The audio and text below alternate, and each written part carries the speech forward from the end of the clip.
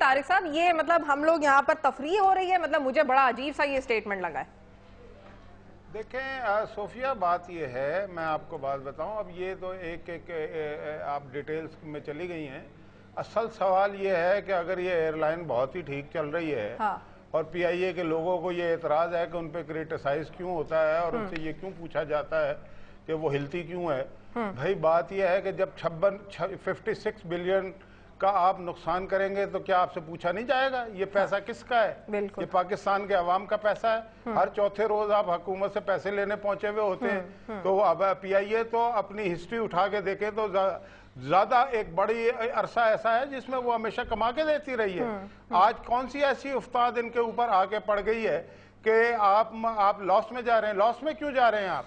और फिर बात यह है कि हम सारी दुनिया की एयरलाइनों की ओवर हार्डलिंग किया करते थे इंजीनियरिंग में। आज हमारे अपने ही जहाज ठीक नहीं है, उसमें स्नैग होता है, स्नैग के साथ ये उड़ाते हैं जहाज, जिस पे प्रॉब्लम आता है। और होता यही है कि अपनी गलती तस्लीम नहीं करते। और ये जो फार्मूला बनाया गया है कि पीआईए के पायलट जो हैं वो इस एयरलाइन को चलाएंगे, वो तो फेल हो गया। पिछला जो एमडी था जो उसने बर्बादी यहाँ पे करके गया है, और अपने जाती मामला ठीक हैं, अपना रिश्तेदार हो वो दुबई में चोरी में पकड़ा जाए, उसे बुलाकर न सिर्फ रीइंस्टेट करेंगे बल्कि उसको पूरे पैसे देंगे इस तरह। अच्छा, फिर सियासी बुनियादों पे इंजीनियरिंग डिपार्टमेंट जो जहाजों को ठीक करता है वहां पे भर्तियां हुई हैं। आप वहां के इंजीनियर्स तमाम की जरा असनाद चेक करें, आपको लग पता जाएगा। और एक वक्त था इतना क्लास इंजीनियरिंग का हमारा वो टेक्नीशियन था कि सारी दुनिया पीछे फिरती थी। आज सिंगापुर एयरलाइंस होती थी, वही वो वसीम साहब जो बात कह रहे हैं वो सही है। सिंगापुर एयरलाइंस को बनाया है, एमिरेट्स को बनाया, और आज हमारा ये हाल है। उन एयरलाइंस को देखें कहां चली गई। माल्टा एयरलाइन को भी हम ही ने बनाया है। एमिरेट्स में भी मरकजी किरदार हमारा है। पहला जो लेटर है वो कमरुज़्ज़मा साहब अल्लाह गरी के रहमत करे, वो डायरेक्टर एडमिनिस्ट्रेशन थे, उन्होंने लिखा था एमिरेट्स को कि जी ये ब्रिटिश फ्लैग के साथ क्यों उड़ रही है जहाज जो है वो गल्फ एयर का। फिर उन्होंने मतलब बेसिकली वो सियासी तकर्रुरियां कह लेना। सोफिया बात ये है कि जब वजीर आजम ने बात कही कि हम बोर्ड ऑफ डायरेक्टर चेंज करेंगे तो क्यों चेंज नहीं किया? और मुझे ये जरा सारी पूरी मैनेजमेंट की जरा बताएं। कप्तान को जहाज तो बड़ा अच्छा उड़ाना आता है, बिल्कुल, लेकिन मैनेजमेंट तो नहीं आती। तय हो चुकी है कि वो मैनेजमेंट को नहीं समझते, वो ह्यूमन रिसोर्सेज को नहीं समझते, वो आज की जो मॉडर्न मैनेजमेंट है उसे चलाने के तरीके उन्हें नहीं मालूम। वो हर जगह पे फेल हो रहे हैं। लेकिन चूंकि क्रोनीज हैं और वो आगे से मजीद क्रोनीज को बिठाते हैं, उन्हें बड़ी बड़ी तनख्वाहें देते हैं, उन्हें पीआईए के आम लोगों की फिक्र नहीं है। ठीक है, आम लोगों में बददिली फैली हुई है। सर्विसेज रूल्स जो है पीआईए की उनकी कोई पाबंदी नहीं करता। जिसकी शक्ल अच्छी लगती है उसको उठा के प्रमोट करते हैं, जिसकी शक्ल अच्छी नहीं लगती उसका। चलिए मुशाहिद साहब, मेरीन को मौका देते हैं। मेरीन, आप क्या कहेंगी? अब आपने दोनों मेहमानों की भी गुफ्तगू सुनी, पीआईए के सुल्तान साहब भी हमारे साथ मौजूद हैं, उनका भी वर्जन सुनिए, आप क्या कहेंगी? जी, जहाँ तक सोफिया आपने ये सवाल पुट किया कि आप बताइए कि क्रैश लैंडिंग थी या नहीं, ना मैं पायलट हूँ, ना मुशाहिदुल्लाह साहब हैं, ना मुशाहिद साहब ने बड़ा टाइम गुजारा है। तो आप किसी जी पीआईए में एज पायलट नहीं गुजारा मोहतरमा। मैं समझती हूँ अगर किसी पायलट से पूछे ना कि क्रैश लैंडिंग थी या नहीं, वो मुसाफिर से बात करा दी ना वसीम साहब ने, मतलब बता दिया। आप जरा खामोश रहना मोहतरमा। अब जब मैं बात करती हूँ आप उसको इंटरप्ट ना करें, मेरा पॉइंट ऑफ व्यू आने देना, आपके लिए भी बेहतर हो जाएगा। जहां तक मुशाहिदुल्लाह साहब ने कहा कि करोनीज वाली बात, मैं समझती हूँ कि करोनीज वाली बात बिल्कुल गलत है। हाईली प्रोफेशनल लोग लगाए गए हैं और बोर्ड ऑफ डायरेक्टर्स चेंज होते रहते हैं, इंशाल्लाह वो भी चेंज करेंगे जैसे प्राइम मिनिस्टर साहब ने कहा।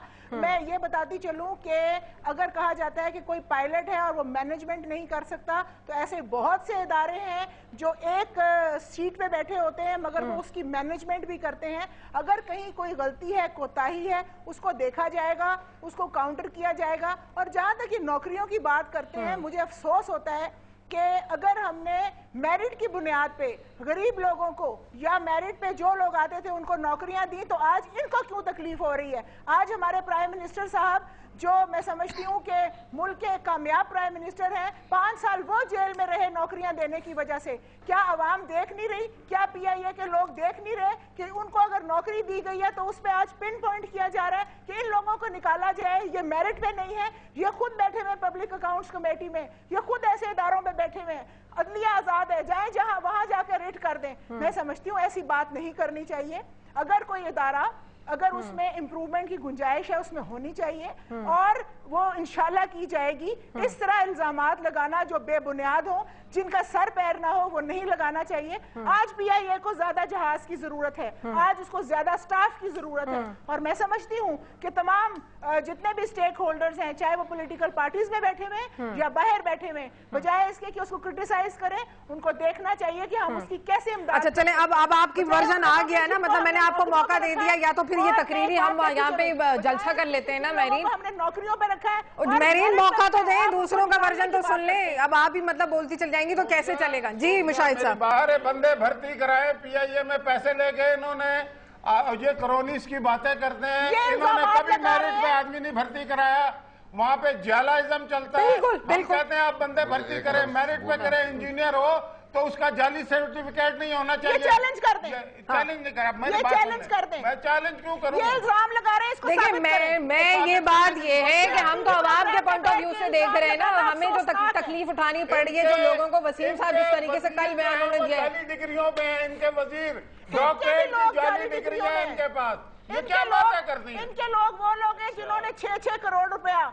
अच्छा चले मुझे मौका दें। सुल्तान साहब भी कुछ एक पॉइंट कहना चाह रहे हैं। जी सुल्तान साहब, आपको कोई पॉइंट देना चाहते हैं? सलीम साहब आपकी तरफ आते हैं। सारी दुनिया से करप्ट हम हैं और ये दूध के धुले में फरिश्ते। ये दुनिया की करप्ट तरीन हुकूमत है और पीआईए में भी ये करप्शन कर रहे हैं, माल खा रहे हैं और पीआईए बर्बाद हो रही है। इन्हें कोई फिक्र नहीं है, सवाए इसके के पैसे लेके लोगों को भर्ती करें। जो जैसा होता है उसको सब बंदे नहीं करें, मैरीन जस्टिफाई ना करें, ये हकीकत है, नजर आ रहा होता है।